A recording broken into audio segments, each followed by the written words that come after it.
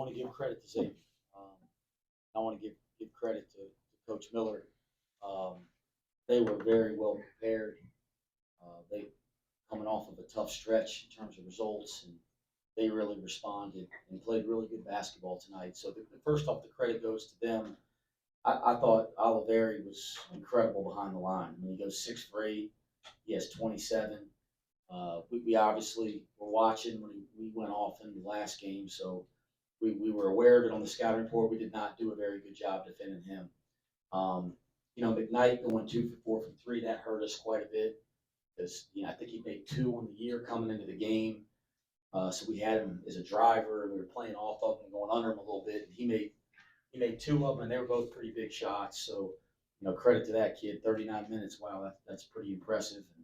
And those 2 shots from behind the line were really impactful. Uh, you know, Gosh, it was they were pretty good. That said, I really like my team. Um, we haven't been in an environment like this this year. We're going to be in plenty of them at the Big 12, but we haven't been tested like this yet. And at times we didn't handle it really well. I thought we competed. I thought we played with great passion. I'm proud of that. That's part of putting on the jersey, so it's to be expected. But they did do that. But we got uncharacteristic at times, some silly fouls that put us not only in foul trouble, but put them on the line. Some shots and some things that we haven't been taking in practice or in games, just because of probably the environment in the moment. And sometimes you can want it too bad. I can tell you as a coach, we want to win. It's been so damn long since Cincinnati won over here, and I feel it. And we want it, and our team wants it. And these guys on our roster that's been here for multiple years, they want it. And maybe we want it too bad type of thing. But you look down at our performances. I thought John Newman played one of his best games as a Bearcat. He was phenomenal, and he had Claude for most of the game, who I think is a terrific player, and I thought he did a heck of a job there. I wish I could have had him guard Claude and Oliveri, but somebody else on our team is going to have to be able to step up and defend the wing. But I thought John was unbelievable. I thought Dede and Jizzle were both great, but Dede gets himself in foul trouble, and that really hurt us because I thought he presented some problems kind of getting downhill. Uh, Both teams were really getting out and running in transition. I thought we had some good moments there. I thought they had some good moments there, and we want to play that way. I thought early on we were slow to the ball. They got us on the glass, and I thought we kind of responded a little bit, and I'd certainly like this coming out of halftime. But it's going to be. I said this to the guys in the locker room. It's going to be hard. I mean, C.J. Frederick, Dan Skillings, and Seamus Lukosius.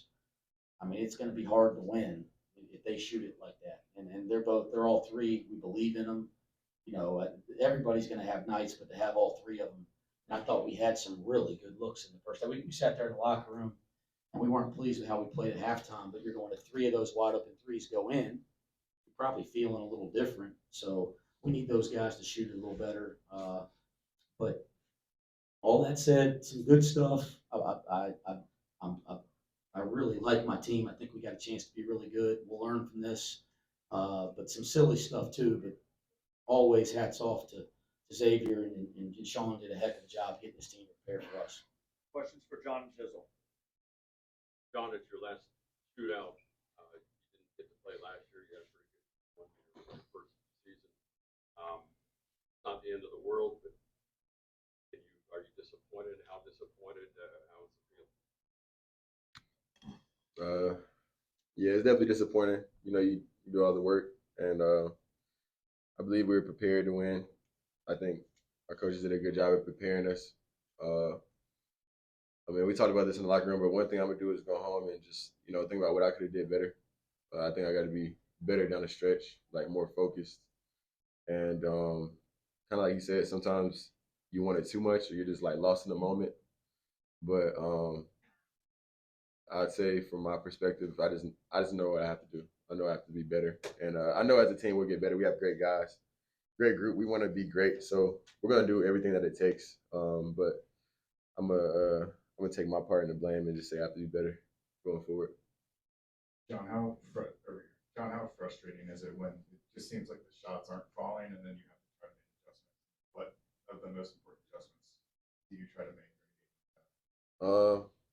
Yeah, I mean it's frustrating, but it's a part of sports. Things aren't always going to go your way. You just have to, trust in your coaches, trust in the game plan, be able to adjust. I think we did a good job at adjusting down the stretch. Things that the changes that we made, I feel like were good changes. And um, as far as them hitting shots and executing, they played like Coach West said, they played a great game. But we just kind of got to go back to the drawing board and look at ourselves in the mirror and see what we can do better as individuals. And I think that'll flow over to us being the collective of the team. Ryan and Marshall. Jizzle over here. 19 points today. How does an environment and playing like this in this type of atmosphere help with your continued progression and growth as the season wears on? It just showed like I could play in these type of games, but ultimately, I just at the end of the day, I still want to get the win. So I'm still like not as high on that. So it's all about really getting the win and like doing whatever the team need me to do. So I don't really think about how much points I'm getting or something. I just play the game, and if my opportunity comes, it comes. And it came tonight, and I was able to make some plays, but we didn't get the job done. So it's still like more work to do and just ways to go. Jizzle, kind of bouncing off of that, being a freshman coming into this game, excel early on. What was it that made you prepare to be able to play to the highest potential and lead in an environment like this? Just seeing the situation. Our starting point guard Dede, he had got in early foul trouble, so I know I had to step up. That's where I had to just be a player, just trust the system. But it's just whatever the team needs me to do, and that's why I feel like that's what I did tonight. We didn't get the job done, so I know it's just like we just gotta keep going, keep working, and just learn from this. Don, you finished with 14 points there in the second half. What were the adjustments that were made there in the second half to get you guys going? Obviously, they had 17 in the second half as well. Just talk about the second half adjustments for you guys to get you guys going. I don't necessarily think it's an adjustment. I think it's just as Coach West allows us to be aggressive and lets us play through a lot of mistakes. So they frees us up to just play our game and be aggressive. I think that's all that was. We didn't really do anything different. Our message, like going into this game, we wanted to do what we do. And you obviously you have to make changes and adjustments as the game goes on, but we want to do what we do. And Coach West always says just play free, be aggressive, don't be afraid to make mistakes. So that I just credit it to that. We didn't really necessarily drop anything differently or think any different way. Wes, Seamoss goes 1 for 9 in the first half and doesn't take a shot in the second half. Were they forcing the offense through him? Was that kind of the game plan going in? What was kind of the big reason for the struggle going on in that first half? And not being rude, what do you mean forcing the offense through? Was the game plan to have Seamoss initiate the offense and take that many shots in the first half? I mean, no, I think we play pretty free, right? We run, we share it, we go side to side. Seamoss is a guy we think's really good in action, so he's going to be in lots of ball screens and dribble handoffs like other guys. So, and then we really believe in him being able to shoot the basketball. He's proven at the highest level there. So he just had his opportunities. It wasn't his night, right? The hard thing, and that's going to happen. You're going to have guys that have bad nights. I was really frustrated. The biggest frustration I had with Seamoss is, we got an out of bounds situation. Their most used out of bounds play is a box play where they bring Oliveri off of a stagger. And we got an out of bounds situation. And I'm telling him it's coming. We scouted the hell out of it. He's looking at me, nodding his head. And he lets Oliveri just come right off the stagger screen that he knows is coming, get separation for a three. That was my most frustrating play with Seamoss. But 1 for 9, bad shooting nights, they happen in college basketball. The problem is you have that with Dan and CJ Frederick at the same time, and it's the combination. We need those 3 guys to be players, and they're all capable, and they all kind of had a night like that tonight. But hey, listen, give Xavier credit. Played with energy. They really made it difficult for CJ. We're trying to do more to get him involved offensively. They were on top of him, not basically top blocking into everything. And we made a little adjustment out of a timeout and ran a play for him to screen. Got Odie a dunk. But we need to have more stuff to take advantage of people guarding him like that. As John said, I mean, as a coach, I'm going to look in the mirror. And I got a lot of things I got to improve on. If everybody in our locker room takes that kind of approach and attitude, then we'll learn from this and get better. But guys are going to have nights. I'm not worried about that. But we can't have errors with focus and effort. We'll dismiss the players and take a few more questions for Coach. Yes.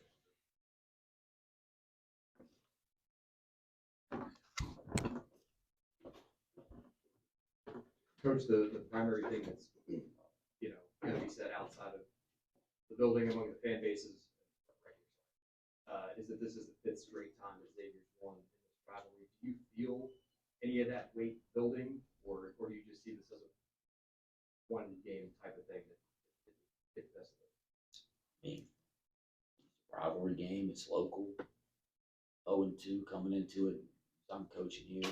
Like, yeah, you want to win it. I mean, like, that's not rocket science. Some people, times you go to coach speak. I mean, heck yeah, you want to win it. But does it mean that it turns into something that it's not? No. I mean, you want to win a game. You're 0-2 in it. You want to win it. We will win one. I mean, we will. I mean, it'll happen. But because you lose it, are you going to sit there and go down in the dumps or feel some external pressure that, no, that's not how it works. Whether we won tonight or not, we're going to wake our butts up tomorrow. And we're going to work hard and get better. And we're going to have a lot of big games this year. And I'm not doing the comparison thing, but Xavier probably feels pretty damn good tonight. I bet they didn't feel good the last couple of nights they played, right? That's college basketball. But they had a tough stretch. They've learned from it. They played great tonight. They get a win in a big environment. It's going to be the same for everybody in college. The last time I checked, it was 1976 if somebody went undefeated. You're going to take it on the chin. I mean, you're going to take it on the chin. This big time. There's parity. Everybody can coach. Great players. I hate that we took it on the chin tonight. But no, we're going to wake up tomorrow, get ready to play against Bryant, who's going on the road and won it up Florida Atlantic already this year, who's top 25 in the country. And then we got Dayton on Saturday. Like, it just keeps coming. So do I feel something? No, I feel pressure to prepare for Bryant. That's external pressure. And listen, our fan base is passionate and they want it badly. And I love that about our fan base. I hope they're pissed that we lost 5 in a row and 3 since I've been. I hope they're pissed. Sure, I'm pissed with them. But no, there's no external pressure that's not there. We're going to get our butts ready to do it again next year, and we're going to keep coming. That's what we do. We get knocked down, we're going to keep coming. And so no, I don't feel that, but I want it really damn badly, as did our players tonight. But we're going to have a lot of opportunities this year to feel good. And if we learn from this and grow from this and keep working, we'll have some nights against great teams and great environments and we feel good too. We're capable of that. But I like this team. I think our fan base that's been watching us play for the last couple of years is going to get excited about this team because the way they play, the way they compete, the talent, I think they can see that. The question is, what are we going to do with it? And I think we got a good group of kids in that locker room and high character. This team's going to be okay. I really believe that. One more. Wes, how encouraged were you by outscoring them 50-32 and coming out at halftime the way you did? Guys, I'm pissed. Are there some things as I walked off the court, I said the first thing I said is I like my team a lot. And I'm gonna get in the trenches with every team I coach. I like this team. I really do. I like the character of this team. I like the way this team works. I'm sorry to all our fans that we couldn't get over the hump. It's been 20-some years, I think, since Cincinnati won over here. I want to get over the hump there for a lot of reasons, but I like my team a lot. We'll learn from this.